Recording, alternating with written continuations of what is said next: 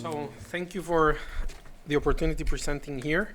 So I was asked to talk about quantitative research.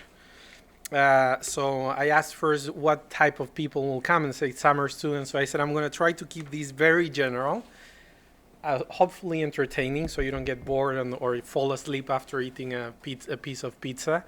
And so I want everyone to have a pen and a piece of paper because we'll use it afterwards.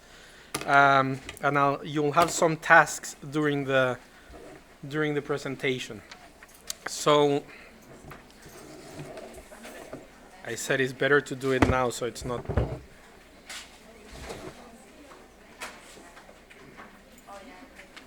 Cool. So some disclosures and warnings. The first thing is that the topic is huge. So quantitative research is a big topic. You hear me well? Yeah.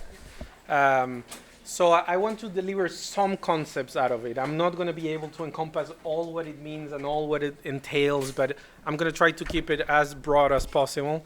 The second thing, because you're doing research, I said the first disclosure is that you need to be passionate about it. You need to be perseverant. It takes a lot of sacrifice and craziness. Because you will see and you will get in touch with some researchers that they keep going, because they're convinced of what they're doing and their task. So expect to find weird, crazy, exciting people on your path.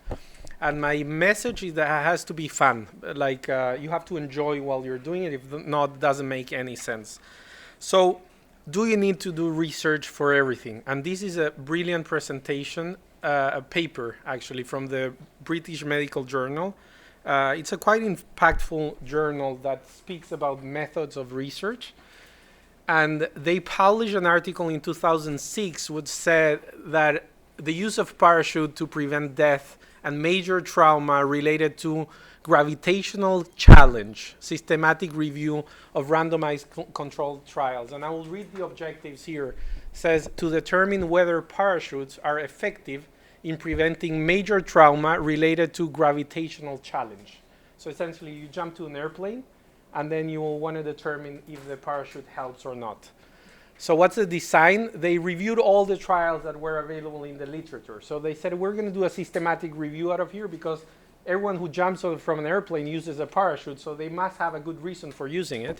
So they searched Medline, Web Science, whatever databases are there. And the study selection, they said, let's see which studies actually measure the effect of the parachute. The main outcome was death or major trauma. And the results that they weren't able to find any study, obviously, about that. So they said, as with many interventions or many things we do in health, the effectiveness of parachutes has never been subject to rigorous testing. Okay, that doesn't mean the parachute doesn't work, because you have common sense and no one will jump from an airplane without a parachute. But it just points out that sometimes we do research just to prove something which might be pretty obvious. And it's very hard to get excited with that. Sometimes you need to do it because of FDA or regulatory things. But the important thing is like you don't need evidence for everything, and common sense should prevail when you're doing research. So I said I'm going to talk about quantitative research, and there's two type, let's say big type of research. One is quantitative and the other one is qualitative, and I tried here my best to try to split them apart. It's very easy when you see a research, but putting in words or concepts and framing each one of these separately is sort of challenging. But I would say quantitative research essentially uses numbers to describe or analyze. You'll have all the slides and I'm happy to share it, so don't take notes. Just try to get into the concepts and I'm happy to send the PowerPoints to everyone. And the other thing is use it for find precise answers to questions. So you formulate a question and then you try to get the answer to that question. Qualitative research, on the other hand, is more about the use of words to describe and also try to analyze. I'm not saying this is not analyzing, but it's more the use of words to describe more complex problems that sometimes you cannot reduce them into numbers. And it's usually it's useful for finding information about perceptions or attitudes. And then if I say that, then you say, how are you going to reduce a perception into a number? You may do that through a survey or something like that, but it's very challenging sometimes. So when it's multifactorial and it's more about perceptions, attitude of people, and you cannot reduce these into numbers, then qualitative research is the way to go. When it's more to a specific question that you can formulate already the question, and then you want to find an answer and you can use numbers to help you to get there, then quantitative research is the way to go. Is it clear there so far? So we're in Canada, so I said we have to be pluralist, and it's like there is always a comparison, which one is better, quantitative, qualitative. I'm quantitatively biased. For me, it's very hard to understand sometimes qualitative research because I haven't been trained on that, and it's because actually it's much more challenging.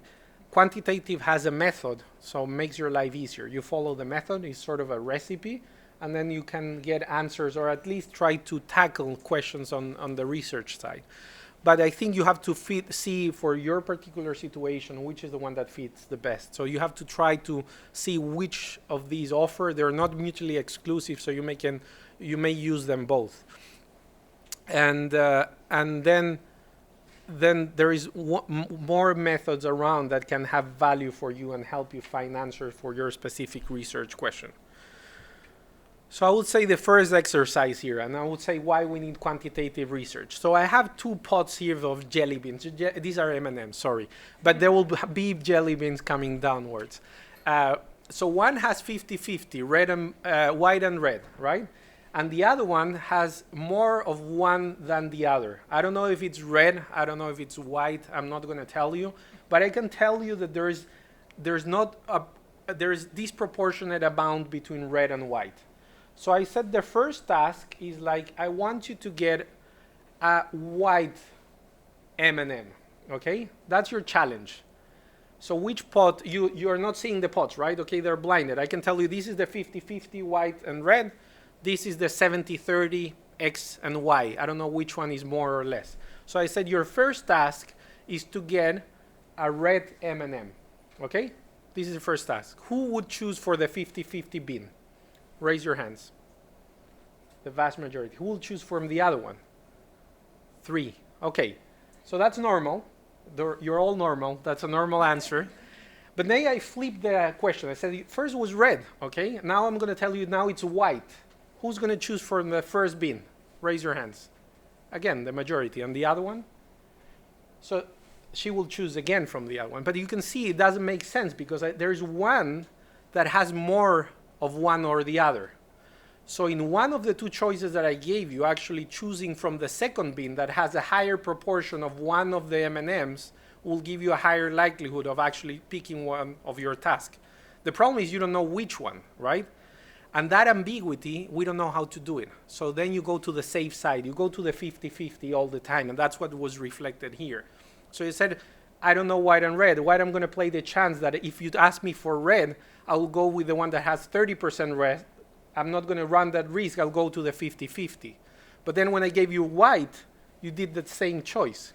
So maybe the best choice would have been go to the other one both times as she did, but you don't know. But because when she had the first question, she didn't know that I was going to do the second question. So actually her first decision was wrong, but maybe overall both decisions were better, right? But the point is, we don't like ambiguity, and no one here in the room likes it. I don't like it either. I go to the first bin first and second because it's very hard to think in ambiguous situations. So what's the good of quantitative research, the good things? It's very clear to have interpretations, and I'm going to get into some more details afterwards. You can deal with perceptions if you can make sense out of the perceptions or organize them. As I said, if you do a survey, then you can deal with perceptions if you're asking about the perceptions of the individual. You can have scrutinity because it's very logical, sequential, and controlled. It's a method. You can reduce my biases as a researcher because if I follow the method and I'm honest with the data, then I will get the answers, even I like them or I don't like them. And then the results are fairly straightforward to interpret because it's like, is this significant or not? What I found or the answer to my question was A or B. The cons, if I don't identify a variable, There's no way a method will do it for me. Well, there are methods it could do it, but if you don't put the rules of the game very clearly, it's not going to do the job for you. As the opposite of qualitative, that you can go blind and say, I'm going to try to understand the attitudes and the complexity of this scenario here. But here you're saying, this is my question, these are my variables, this is what I think are my independent variables, these are my dependent variables, and this is how I'm going to analyze it. I'm going to go to some definitions of these. You can only address one or two questions at a time. You cannot be that ambitious, which is bad for some. And complex issues, as I said, which are not reduced to numbers, you cannot encompass with this method. So the history matters here, because the questions that you can define will depend on where are you sitting in history or in time, or whatever question you're answering. So spontaneous generation was what was thought how life was created not that long ago. And then a simple experiment that the maggots will generate spontaneously from the meat. If you put a filter so the flies cannot reach the meat, then you realize that the maggots will only be present. Be present on the top of the bin. And then some people challenged that and said, okay, that applies to flies, but smaller live elements like bacteria, they can still have spontaneous generation. So they tackled the question differently, right? And then you have a broth of meat and people fired it up, and then they realize only when it's uncovered, it can generate, again, bacteria in the mixture. When it's covered and the air cannot get in, then the bacteria cannot get in. So then some people develop experiments just to prove that some stuff, right, that was accepted as the truth of the moment, weren't actually applicable in the reality. So that's how science moves forward. It's one question, does spontaneous generation exist or not? That was the first question. Then someone said, does spontaneous generation exist for smaller elements, live elements that are not visible like a fly, right? So that's a scientific theory. And I think that's, we have to touch this topic when we mention quantitative research, because scientific theory is sort of self-correcting, because the prevailing wisdom or truth, if that exists, is correcting as we do new experiments. And each discovery is a new piece of the puzzle. And I see that as a circle at the bottom, that's a circle of knowledge, if you want to call it that way. And if you zoom on the surface, then sometimes you can create a blurb on that circle that it's the expansion of knowledge based on your discoveries. But I want to make this now because we're going to touch p-values and stuff like this. And science does not prove anything. The way science works is we try to disprove things because we don't know truth brackets, right? We believe in certain things. But then we put an hypothesis, and the process is to try to disprove it as much as I can. If I disprove it, then the alternate hypothesis becomes the accepted truth. But I actually didn't prove the truth. There's no way I can prove new things. I can frame a theory that sort of explains the reality well. If I'm not able to disprove it, right? And that was Newton until Einstein unproved some of his concepts afterwards. But that was the accepted truth at the moment. But who says that the current theory of Einstein won't be disproved in 1 century from now, right? So again, we don't hold the truth, we disprove elements, right? And that we rule out explanations to the reality or the experiments or the observations, whatever. Is that clear or it's too complicated? No? It's sort of philosophical, but I said you have to put that framework before. So how we formulate in quantitative research a question. So essentially, you look in the literature or you have a problem because you have encountered something on your work or on your previous research, whatever, and then you frame a purpose. You keep looking in the literature, and at some point you have a research question. You have an idea. It's like, can I improve the response rate of certain disease with the inhibition of certain molecule, right? And that becomes a whole framing question that you can then have a hypothesis, right? You can say, can I reach that molecule? So the molecule is unreachable with that targeted drug, for example. And then you try to do it. And then if you do it, then you say, okay, I can reach it. So then one hypothesis is out, etc. So you start developing methods to try to answer those research questions and hypotheses. At the same time, you're evaluating your own methods and results for making sure they're valid and they're reliable. And I will differentiate what's validity, what's reliability. But this is all how it works, and it's a constant. It should have an extra arrow, but I didn't do this graph. So should go back and feed back your methods and your results, refine your purpose, refine your questions, your hypotheses, and then you have more results. And then you're building knowledge, even without even realizing it sometimes. So how you design experiments, there are several types of definitions here, and this is sort of, you can find these on any textbook, but I said I'm going to put a couple of slides of definitions.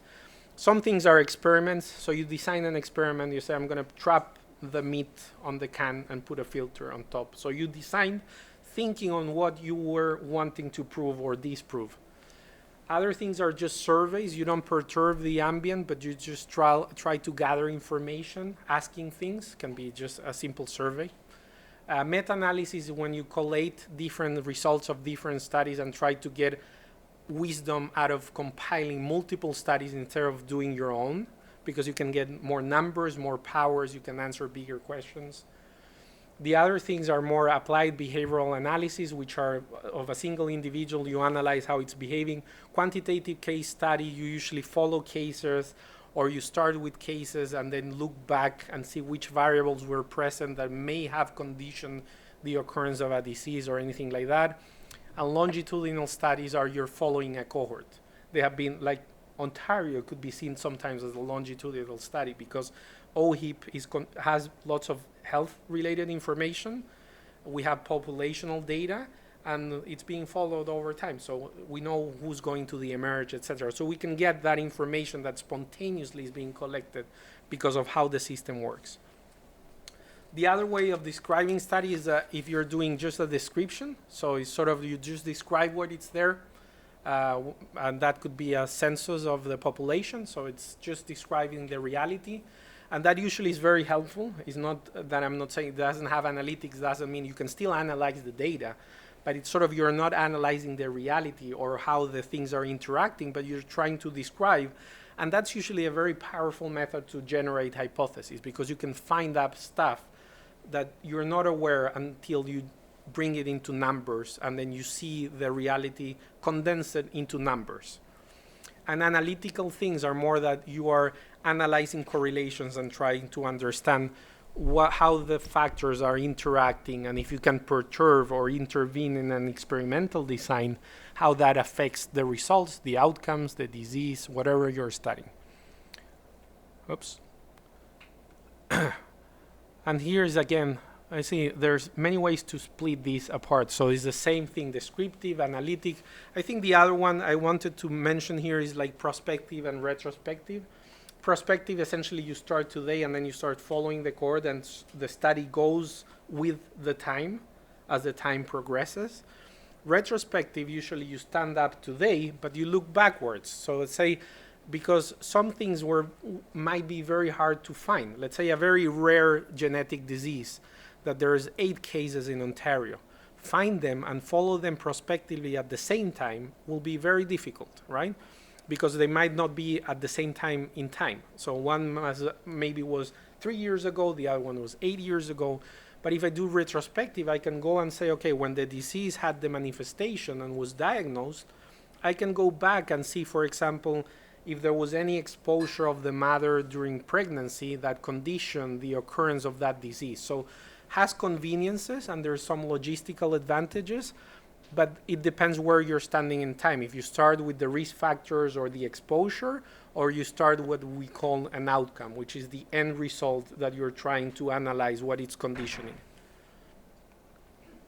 And these are the levels sometimes of evidence. This is for clinical literature. This is a very standard pyramid, but sometimes you have just descriptive things, expert opinions.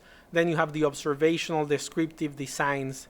Then there's analytical designs that you still describe, but you start analyzing what factors may be related one with the other.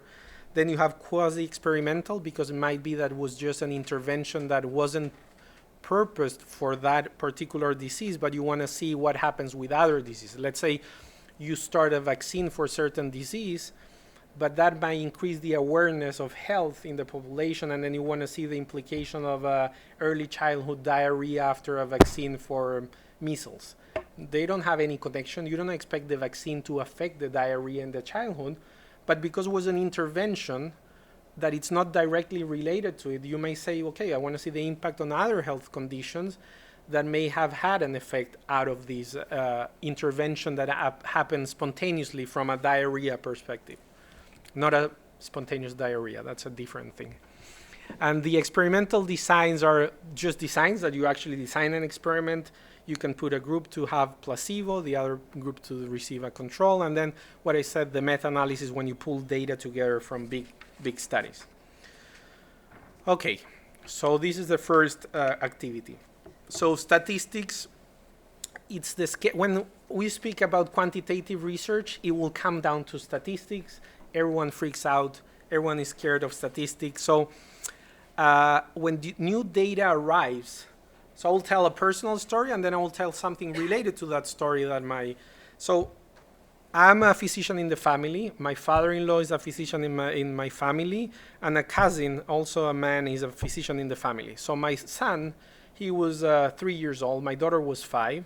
And then they were saying, what do you want to be when you're grown up? So my daughter said, I want to be a doctor. And my son, when he got that new information, first answer said, you can't. Only men can be doctors. So he's anti-women, whatever, but his entire universe were only 3 doctors, and 3 of them happened to be men, right? So instead of saying this might be accurate information, he just questioned the validity of the information. He said, like, it can be. I've never seen that association on the thing, right? So the same, I was reading a book and a very similar story of a girl who was adopted from China. So then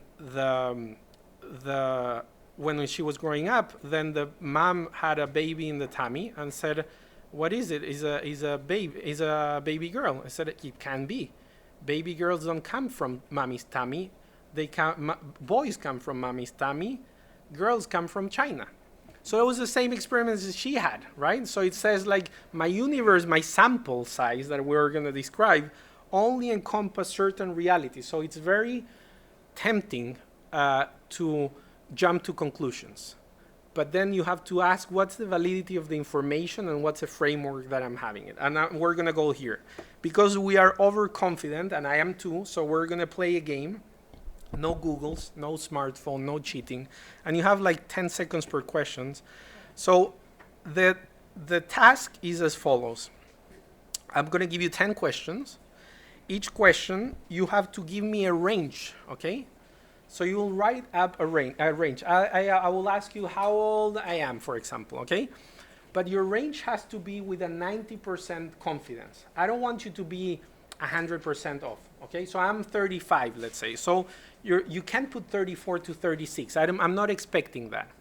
If I want to be 100% sure that the answer is contained in my range, you're going to put 0 to 120. You're sure you're going to get the right answer, okay? So don't cheat that much. You need 90%, okay? Just ballpark. So you say you saw me, a little bit gray hair, is like, looks tired, so okay, 30 to 50. I'm not going to get offended or anything like that. And here the questions don't apply. So 10 questions, 2-3 seconds per question. You put your range, and I want 90% confidence, okay? So let's go here. What was Martin Luther King's Jr. age when he died? Put the range. What's the length of the Nile River? You can put miles or kilometers. Put a range, 90%. What's the number of countries on the OPEC? Okay. Number of books on the Old Testament. Just a range. You don't have to be precise. If you know the answer, play the range. Go safe. Diameter of the moon, mile or kilometers? What's the weight of an empty Boeing 747? Pounds or kilograms? Okay. Play ranges. Year Mozart was born. What's the gestation period of an Asian elephant? I don't know, I come up with those stuff. distance London, Tokyo, miles or kilometers. And deepest known point in the ocean, miles or kilometers. Okay, all done? Cool. That's it. The first question is 39. So you'll tick if you have the right question, the right answer, okay? First question is 39. You just check if you have good answers. 39. The second one is 4,187 miles, 6,738 kilometers. Just check if it's encompassing your range. The third question is 13. Fourth, the number of books of Old Testament is 39. Diameter of the moon, 2,160 miles or 3,476 kilometers. Weight, empty Boeing is 100,000 pounds or 176,000 kilos. Year Mozart was 1756. Gestation period of a nation elephant is 645 days. That's 2 years. Pretty impressive. London, Tokyo, 6,000 miles or 600 kilometers. And deepest known point in the ocean is 6.9 miles or 11 kilometers. Okay, who has the 10 checks? Anyone? Anyone? No one. Who has 9? Who has 9? 9? No one. I aim for 90%, so you're all failing now. 80%, 8. 7. Nothing. 6. Nothing. 5. Nothing. That's amazing. 4. I was expecting a 5. Someone has 4 checks? No one? 3? Okay, 3 started to happen. 2 and 1. So it means I gave you a range, right? You could have been crazy. You could have gone like what number? When was Mozart born? I have no idea. So let's say I don't know, from the year 1000 to 2010. You could have told me, right? That's 90% confident. And then you go the weight. Okay, so the point is, we are over. I didn't trick anything here. The answers are right, and I run the risk that you might have someone with 10 correct answers, but it's 3, and it's pretty impressive, even though you can have a range. So mind is not enough to deal with numbers, because we're overconfident. So you have to have a method. If not, you'll tilt. So next activity. This is very easy. So HIV screening has a very good test. 99% sensitivity means that of 100 people who has the disease, 99 will test positive. Okay, so it's pretty good. Specificity is 99%. So it means that of 100 people who do not have the disease, they're healthy, the test will say negative. Okay, so it means 1 people will have a false negative, meaning he does have the disease, but his test is negative. And one person will have a false positive, meaning the test will say positive, but he's healthy. So let's do the first activity. So we'll do a test on a healthy population, which the prevalence of the disease is 0.1%, very rare, okay? And it could be any one of us. So you go to the Emerge, you do the test, and it's positive. Who thinks the person has HIV? 1? 2? The test is positive. Who thinks it doesn't have HIV? They're ambiguity, like 2 against 2. They're not voting. Come on. The test is positive. HIV test, you went to the Emerge, says positive. What do you think? Is it positive? Yeah? Yeah, the majority will think it's positive. But then it comes to the reality. They said the prevalence is 0.1. So if you test 100,000 volunteers, and we said 0.1 means that 100 will have HIV. I gave you the sensitivity, which is 99 and 1. And then of all the negative ones, only 1% will be here with a false negative, with a false positive test, and all the other ones here. So then if I go to the test positive side, 9 out of 1,000, 1,100 are true positives, and 91% are false positives. So the most likely scenario is that person of a healthy group of people, the test is positive, but he's a false positive. Because it's not only about the test, it's also about the pre-test risk of that individual. This is very hard to, sometimes, these tables, you will see them hundreds of times, and they're a little bit hard to digest, but just points out that it's not intuitive. You have to sort of blend the characteristics of the test with the likelihood prior to the test of having or not having the disease. So now if you go to let's say instead of doing healthy individuals, you go and do the same test on a house where there's people who use IV drugs, and the prevalence of HIV is 10% now. What would you say if the test is positive? It's likely that he will have the disease? More likely, right? So then you inverse the numbers, and then it's still not 100%. I just flip the numbers, so it's 10%, so now it's 10,000 in that whole column. And the likelihood is that 92% is a true positive. So it flipped actually the numbers. So I'm just saying here, this is not intuitive because it's the same test and it's the same result. But I just apply to a different population with a different risk. So my interpretation of the result is different. Isn't that interesting? Like you will tend to think that your interpretation depends on the test, but it's not only the test. It also depends on who you are applying the test, right? So if I do a genetic thing and let's say it detects what type of animal it is, and I do it in a kindergarten and it comes back as a chicken, I would say, well, this might be a wrong test, right?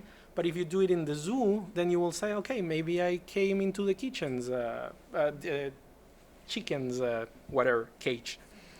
So how you get it going and what are the infractions and good attitudes for quantitative research? And I think you're starting your research career, so I tend to think sloppy thinking, poor planning, careless documentation, and then not acknowledging bias is the garbage in, garbage out principle. And the other thing you want to have is empirical verification. You want to rule out other explanation before you adopt complex ones, common sense again. You want to try to determine cause-effect relationships, probability of the response, and replication of the response. So I'm going to give you, these are my summary things of what's important. So what are the ingredients of quantitative research? So I said the first one is an hypothesis. So the hypothesis is a question that you formulate in a way that you can test it, okay? And you can test it through a method or through systematic investigation. And it's sort of a prediction of what's going to happen because you want to disprove it. So I say, this is what happens when whatever, and then say, I want to disprove that through experiments, through observations, through my actual project. I must say that the hypothesis was more framed and properly framed a while ago than more recently. Sometimes I have research meetings and things, and I said, what is the question? Like, you have to understand that. What are we trying to achieve here? What are we trying to solve? So you have to have that question clear, otherwise everything becomes very difficult. And for answering that question, you usually have a set of variables, which we call independent variables, which are those variables that don't depend on you, the researcher, although you might manipulate them if it's a interventional type of study, and are also variables that are independent because there's another variable. If you call one independent, there's one that it's dependent, usually from the independent ones, and that these variables are unaffected by the dependent variable. So let's say hypertension and stroke, right? Hypertension is sort of an independent variable that may condition the occurrence of stroke, but once a stroke occurs, it should not condition what the hypertension variable happens, which is partially true because then someone has stroke, he might be put in drugs for antihypertensive things to reduce the risk of further stroke. So it might get dirty. It's not that simple as it sounds. But in general, the concept is like you have a set of variables that you identify, and those are the ones that may condition the outcome of the variable of interest or so-called dependent variable. And this is it. So, second issue. Who knows the concept of being on fire? Everyone. So it's like a guy is shooting and he's three pointers in a row, right? And then he goes for the fourth one. What's the likelihood of putting that fourth in? Everyone believes it's like he's on fire. He's going to put it in. It's more likely that he's going to put it than miss it. So that has been actually subject of study. There's a paper out of it. This is a screen capture of the paper. And this is the, in the 80s, I think, is the 76ers. They record every shot of every player, 30 players, okay? And they put like miss, hit, hit, miss. Every shot for about, I think it was like 30 games. Something crazy. Like someone was born and said, I don't have what to do with my time. I will just do this study. And you can publish it. That's a beauty. So who sees like strict like patterns there? Someone sees patterns. So each one of these rows is a player. The minus sign is missed. The X is scored, right? So who sees like scoring patterns, like sort of a 3 in a row, 4 in a row? Almost a good bunch. Who doesn't see patterns here? No one doesn't see a pattern, and I see patterns too. Like this is like, look at this pattern. There, they come together. It's like the guy here, he was on fire. Here he was missing, and then he got on fire, but then he missed. So we do see, and this has been tested statistically. There's no pattern here. The chances of each shot is absolutely independent from the previous one. It's a 50-50 or a bit more if the guy is trained, but it has no dependency of the previous shot what's going to be the success rate of the current shot. And the current shot does not condition the success rate of the subsequent shot, okay? But we still see it, right? So because, again, this is another example how we fool ourselves, because our brain is sort of trained to find patterns and it's not trained to find randomness. So that's why you need to have methods to see if there's a pattern or there is randomness, because your brain will tend to find patterns between the independent and the dependent variables, but you need proper methods to really measure if there is actually some correlation or dependency of one and the other. And this is the outcome. That's a dependent variable. And as I said, it's that variable which is influenced by the dependent variable. And here is another concept. Correlation, when you find two variables that are one correlated with the other, does not mean causality. Okay? Everyone understands that? Probably not 100%, so I have some examples. This is the divorce rate in Maine and the per capita consumption of margarine, and they're quite well correlated. So you can say maybe consuming margarine in Maine can increase the divorce rate, which doesn't make any sense at all, but this is how you can have artificial correlations between variables, and the correlation is true, they're correlated one with the other, but it doesn't mean that one is causing the other. It's not because people divorce and get depressed and they just eat margarine, or vice versa, okay? And this is even a more stupid one, is worldwide non-commercial space launches and sociology doctorates awarded in the US. And look how complex that those curves are, and you can see the overlap and the trending over time, one following the other, right? So this doesn't mean that if you send a non-commercial airplane that will generate a need in the population for someone doing a doctorate in no social science in the US. There's no correlation, there's no causality one with the other, although you may find a correlation. So this is, you have to be careful in the language, because people, when they find correlations, they tend to think one is dependent or linked with the other, but it may have nothing to do one with the other, okay?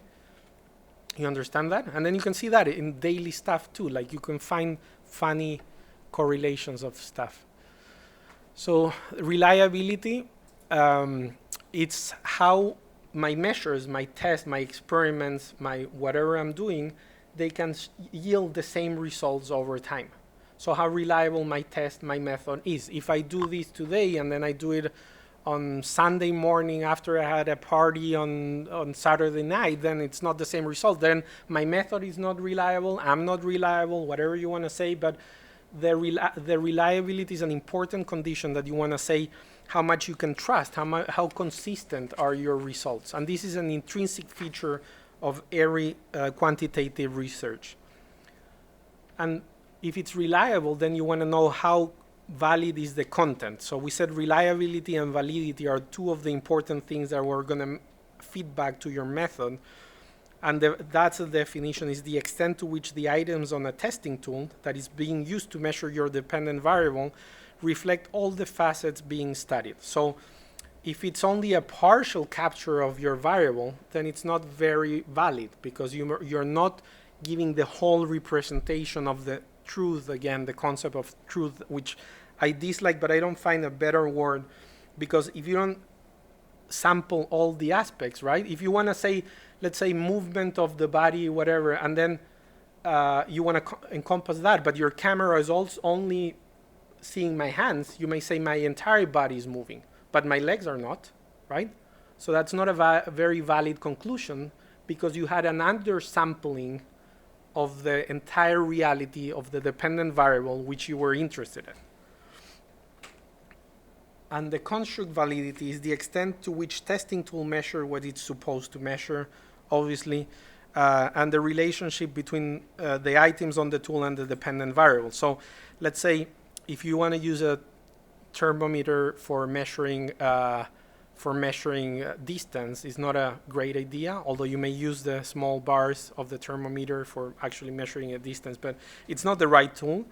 And the other thing, imagine like every time you measure the temperature, you affect the temperature itself, then it might not be the appropriate method that you're using, because it's sort of an Eisenberg principle of uncertainty, that you cannot measure the two things at the same time, because you're perturbing what you want to measure at the time that you're trying to measure, right? Let's say the barbecue is closed and you want to know the temperature inside, but you don't have a thermometer inside that can go and read outside. So what, are you going to open and put the thermometer inside? Then the moment you open, it's not the temperature that you want to measure 5 seconds ago. You follow? So that's something that sounds very obvious, but these concepts, I'm just giving you the ingredients of stuff you should be aware when you're doing research, because sometimes we do these mistakes. Internal validity is actually how solid, robust the whole piece of research is.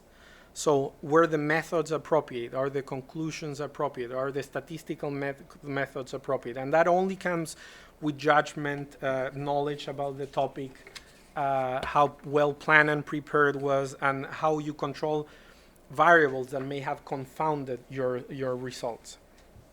And the external validity, which is the other component, is how applicable are my findings of my experiment in a very controlled environment when I want to bring it out into the community. So I may have had a randomized controlled trial of, let's say, pain medications versus placebo, and then I found that the pain medication works, but it was very controlled. There was a nurse calling the patient, reminding the patient to take the pill, etc., right?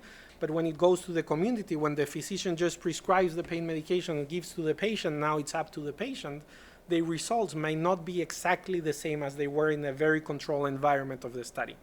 So not necessarily a very well-conducted study might be very, very good, but maybe was in a very specific population. Then it's not applicable to other populations, etc. So I think I have another thing. So this is a famous game. I don't know, maybe some of you know it. So there's 3 doors, okay? 2 doors have donkeys, 1 door has a car. Choose the car you want, and you'll get it if you choose the right door.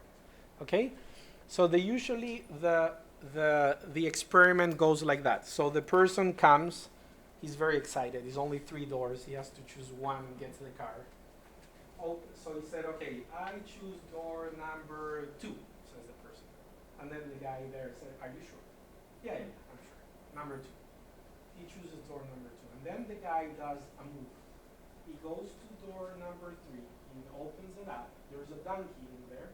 Not a car, and he said the donkey is here.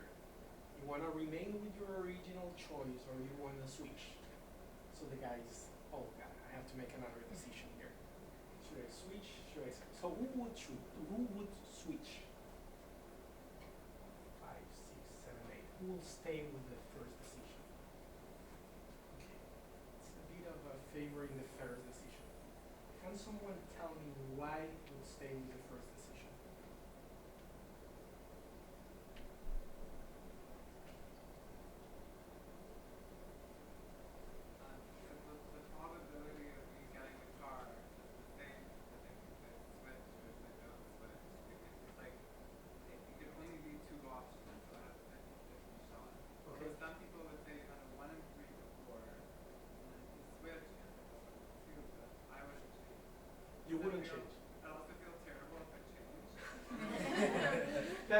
the most honest answer. It's like if I change and I lose it, I will never forgive myself, right? Yeah. It's like I will be riding a donkey instead of a Lamborghini. If I didn't change and I didn't get it, I'd be like a lot less upset. Okay, that's a psychological reason. It's valid, but someone has another explanation of why he would choose to stay or move? I don't know if it's accurate or not. I don't know if anyone saw the movie 21. It's about counting cards. Yeah. There was like some really complex explanation as to why you should change given the new knowledge of knowing that a donkey was there, because it adds like an extra 33% or something, or 33% to the chance of it being in the other door. I don't remember the explanation, but there was. But you remember the decision, so you would switch. I'd switch. Okay. So I'll tell you so you have to switch, okay? And you can put numbers into this. And you'll feel terrible if you lose it. This doesn't guarantee that you're going to win the car, but increases your chances, because there's two ways of seeing this problem. And I would say the most common way of seeing it, I'm not asking more because he gave the answer right away. He said it's a 50-50 decision. Because once you have two doors, it's flip of a coin, right? It could be either way. But that's because he's seeing the second decision as independent and completely not linked of the first decision.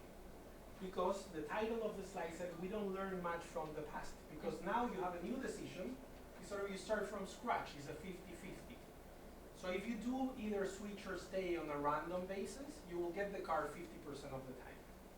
If you stay always, right? If you say, I'm going to stay, so your chance is 33%. Why? Because it depends on your first decision when you had 3 doors, right? 2 with donkey, 1 with car. So you had a 33% chance of choosing the car, right? And a 66% chance of choosing donkey. So if you stay there, you're conditioning your second decision, right, to your first one, which is most likely to be wrong. Your first decision, we all agree, most likely you have a donkey. The moment he disclosed the other donkey, right, then you can say that has a 66% chance of having the car, versus mine that initially I chose has a 33% chance of having the car, because with a 66% chance, or 2 out of 3, I chose donkey on the first decision. You get it? You all get it? So that's what I'm saying. So all the time, yeah, you can argue back the psychological factor, but I'm gonna. What you're saying makes sense, but if you holding your door, if you count that as a separate event, re-choosing or what you had before, based on 2 available options you're reading, you could still, like, statistically. Correct. So that I agree with you. So for a one-time event in the TV show, I think the psychological factor is true. But if I do it 100%, 100 times, and my personal policy, let's say I'm going to come here, I'm not going to hear him what he's saying, because he's going to try to confuse me. I'm going to choose one, he will say, donkey, switch, switch. I'm going to win 66% of the time. If someone stays on the first time, or around 66, let's say is a perfect sample. If someone stays on his original decision, he's going to win 33% of the time. If someone decouples the second decision from the first one, and he said, this is a flip of a coin, sometimes I'll stay, sometimes I'll switch, he will win 50% of the time. So you're right, you may win on either one, but that's a single event. I'm just asking, what's the policy or the approach that can guarantee you or maximizing your chances of winning? And my whole point here is I don't have a donkey here, I don't have a car, so don't get excited. There's no prize here, but I'm just pointing out that it's very hard for us to condition decisions or learn from previous decisions to try to answer the current problems, because we're not mindset on that way. And the first response that you gave is the normal response that everyone gives, and I give also on the first thing is like 50-50, because it's a new decision, it's a new game. But your first choice already conditioned the game if you want to link them and see them linked to each other. And then I'm going to give you another test, mini test, okay? This is a well-carried analyzed study of patients with arthritis, and they had pain, okay? And they underwent acupuncture, and they showed in the study that these patients with pain from arthritis, when they do acupuncture, the pain decreases significantly afterwards. So it's well done, statistically perfect, but the question is, acupuncture is actually helping the pain, or someone can figure out alternative explanations? Can someone give me another explanation that it's not the acupuncture itself? Psychological? Do you think that you expect pain to get better if you Good, that's placebo effect. Yeah, they went, they had a procedure or something, placebo effect. Someone else?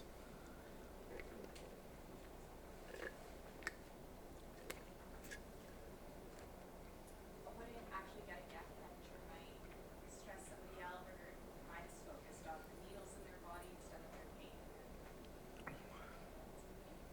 Could, yeah, but still the pain decreased. As you're saying, it's changing the focus, but that's saying the acupuncture effect, right?